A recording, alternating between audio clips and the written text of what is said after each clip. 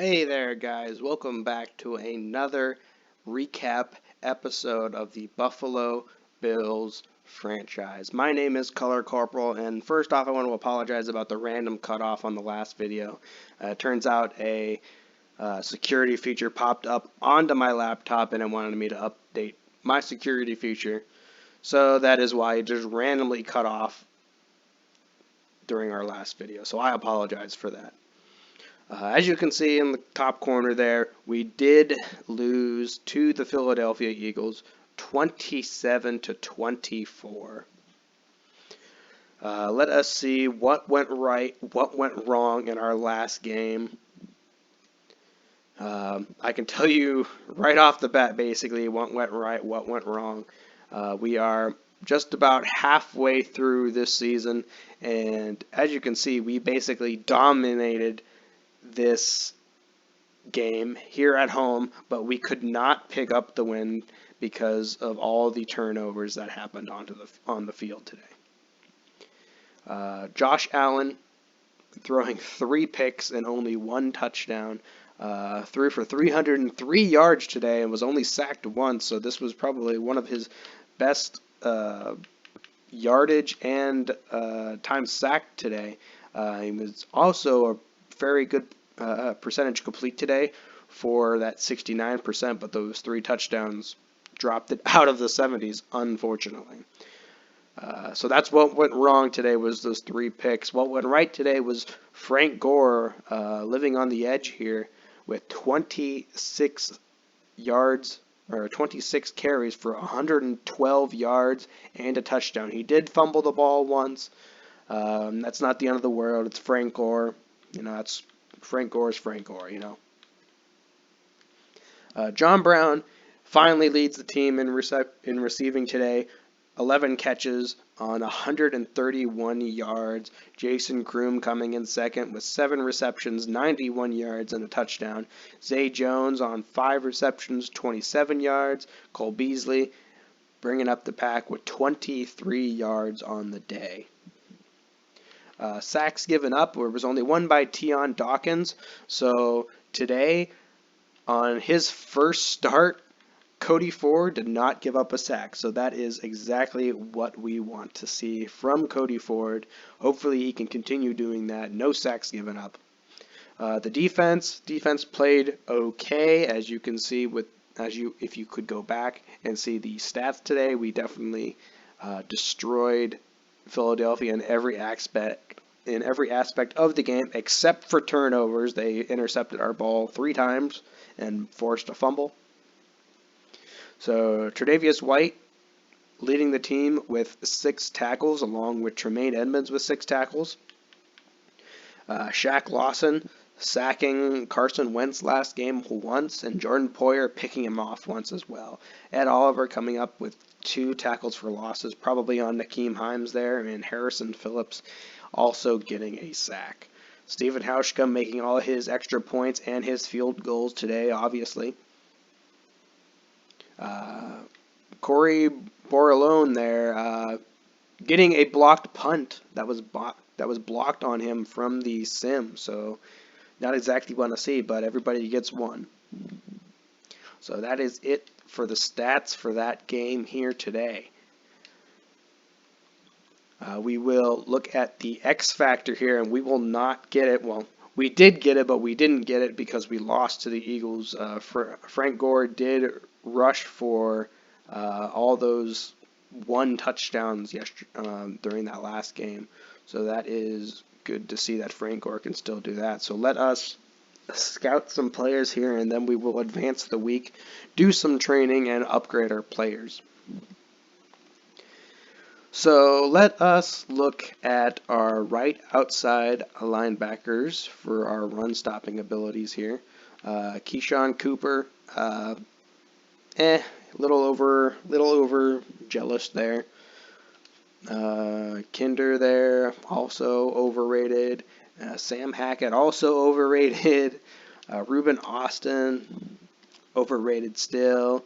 A lot of these linebackers are looking overrated, and the majority of them, it looks like, will probably not be picked up by us, just because they were all overrated. Let us look at these middle linebackers here, but we can only scout once. Jalen Byrd here from Miami, 23 years old, 6'2", 239 pounds. So that's all right from him. We'll scout him next week as well, as we will advance the week. And this week we will be taking on the Washington Redskins. They are 4-4 of the year, as we are 4-3 on the year, just because we had that bye week. The Redskins have not had a bye week yet, so we will see if we can eke out a victory against the Washington Redskins. First, let us go into training for this game, and we are going to do another run defense training today, and we are also going to go deep pass verticals. Try to upgrade our receivers and our offensive line a little bit. Our offensive line needs a little bit of youth brought back into it, but we'll see what we can do with what we have right now. Ed Oliver, we found out his hidden development trait today, and he is a superstar. So we will check out his ability here after we upgrade our players. Now, the first player to upgrade is Shaq Lawson. I would love to just upgrade everything on him. His power moves, his finesse moves, his awareness, everything needs upgraded. But for now, we're going to just stick with his speed rush. He stays at a 78 overall, and he gets +2 to finesse moves, +1 to agility, and +1 to pursuit. So that will bring his finesse moves up into the 60s. The next one we do have is Matt Milano, and we are going to go straight to his pass coverage trait because he will be taking over for Lorenzo Alexander next year, and we want to make sure his pass upgrade abilities are up to par with Lorenzo Alexander's. Cody Ford gets his upgrade this week as well. Let's see what he needs help on, and he needs help with his pass block and his run block finesse. So let us do a finesse trait today. He does not go up in overall, but he does go up with 3 traits here. He gets +1 to lead block, +2 for pass block finesse, and +1 to run block finesse. So those are all things that he did need, and his pass block finesse gets up into the 70, but his run block finesse stays in the 60s at 69. Good number. So his pass block finesse, his run block finesse and his pass blocking are both at 69s. This guy is littered with 69. That's a great guy right there. He knows what he's doing. Corey Thompson, we're going to upgrade his pass coverage ability as well. He will be up to 65 overall, but he will not see a scheme fit ability added, unfortunately. And here is his upgrades as well. 81 injury, I didn't know that. That's not good. The next one we have here is Spencer Long, our center, and he needs help with his run block finesse. So let us immediately go down to his agile and put a point in that. See if that goes up, and in all his finesse blocks go up by 1, including his one run block. So that is a plus for him. And let us go into scouting players again for this week. And then we will probably just end up ending this episode. So we are going to need a replacement for Frank Gore, who will probably end up retiring this year. We have Forrest Tatum here coming out of Grand Valley State. Somebody comment in the comments section what players came out of Grand Valley State, because I cannot recall anybody who did. So he is a power black coming in at 6 foot, 237 pounds. We will scout him, and he is overrated, unfortunately. So let us see if there is any other power backs in this draft class, and there is not a single pass block power back in this class, except if they go undrafted. We have Elmore Tilfer here, 5'10", 231 pounds, so he's a small back. He's definitely a small back, but he's heavy. Let's see, any other power backs here? No, there's only 2 power backs in this entire class, you guys. So let us immediately go down to Keyshawn Tiller here. He is a receiving back. We are probably, if we don't pick up LeSean McCoy again, we are going to need somebody to replace LeSean McCoy. Keyshawn Tiller here could do that. So let us scout him, and he is right on par with his projected scouting here, coming out of Northern Illinois.